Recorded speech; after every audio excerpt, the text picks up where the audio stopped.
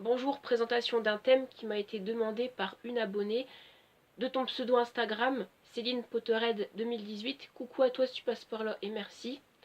Alors, tu m'as demandé ce que je pensais du Muggle Quidditch. Déjà, je vais donner une définition. C'est un sport directement dérivé du sport fictif qu'on connaît dans la saga Harry Potter.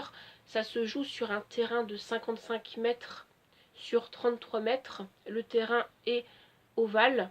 Et en fait, il y a 3 anneaux dispersés de part et d'autre à chaque fois.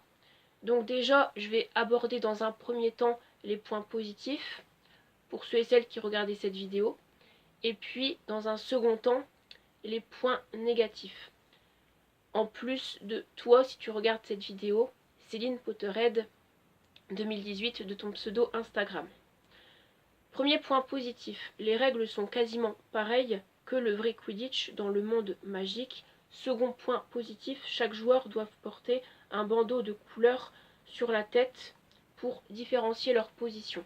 Je m'explique, les poursuiveurs doivent porter un bandeau de couleur blanc, le gardien doit porter un bandeau de couleur vert, ensuite les batteurs c'est un bandeau de couleur noire et l'attrapeur c'est un bandeau de couleur jaune.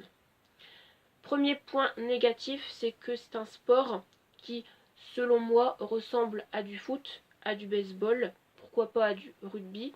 Second point négatif, c'est un sport qui a l'air assez compliqué dans les actions à faire, par exemple. Déjà, les poursuiveurs, en fait, ont un rôle assez compliqué, car ils doivent garder leur balai dans une main en même temps que se passer le soifle afin que la balle traverse l'un des 3 anneaux. Ensuite, les batteurs, ils doivent en fait tenir leur balai en même temps que tenir un cognard. Donc c'est pas évident de cumuler ces deux choses, comme bien sûr ce que peuvent faire les poursuiveurs. Ensuite, un membre de l'équipe adverse est temporairement en jeu hors, bien sûr, s'il est touché par, du coup, un batteur, à mon avis, pourquoi pas. Et en fait, l'attrapeur ne peut toucher un coureur vif d'or que d'un seul bras en même temps que tenir son balai.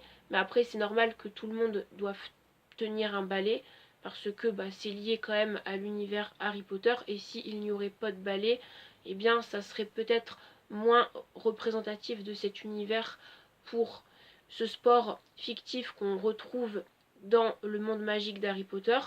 Mais bon, après, je trouve que c'est assez compliqué dans la façon de faire pour leurs actions en général. Mais ça suit quand même des bonnes idées en général. Donc n'hésitez pas pour celles qui sont intéressées à réagir dans les commentaires. Merci à tous d'avoir regardé cette vidéo. Et puis moi, je vous retrouve demain pour une nouvelle vidéo. Je vais vous laisser, je vous dis bye et ciao. Merci.